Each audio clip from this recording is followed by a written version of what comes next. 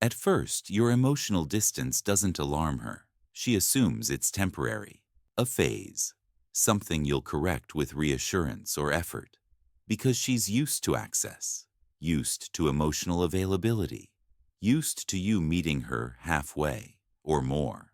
But when that distance remains calm, unreactive, and unexplained, something inside her begins to shift. Stoicism teaches a subtle truth. What cannot be emotionally pulled cannot be easily controlled. And that realization creates discomfort even when she can't explain it. 1. Your emotional distance removes familiar control. There was a time when emotions created leverage. If she pulled back, you leaned in. If she was uncertain, you reassured. If tension appeared, you fixed it. Marcus Aurelius wrote, "You have power over your mind, not outside events." When you stop reacting emotionally, that leverage disappears, not because you became cold, but because you became centered. And centered men don't move on emotional command. She feels the loss of influence before she understands it. 2. She can't predict you the way she used to. Emotional distance disrupts patterns. You don't rush to respond. You don't escalate emotion. You don't seek resolution immediately. Epictetus said, if you want to improve, be content to be thought foolish.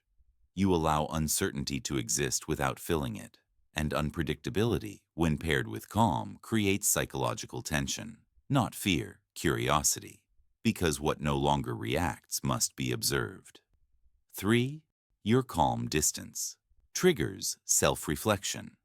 When emotional reassurance disappears, attention turns inward. She replays interactions, questions tone, re-examines effort.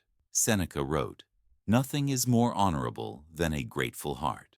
Distance highlights what presence once softened, and without emotional cushioning, behavior becomes visible. She may not label it as regret, but awareness has begun.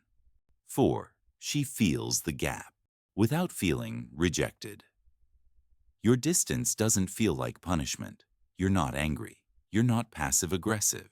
You're not withdrawing to provoke.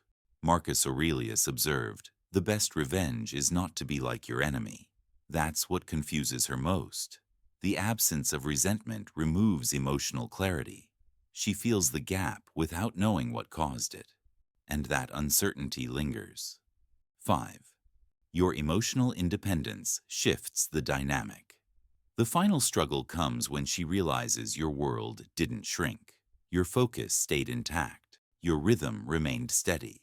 Your direction didn't bend. Epictetus reminded us, freedom is secured not by the fulfilling of desire, but by the removal of it. You removed emotional dependence, and when dependence disappears, the balance shifts. She no longer feels centered in your world, and that loss of centrality is deeply felt, even if never spoken.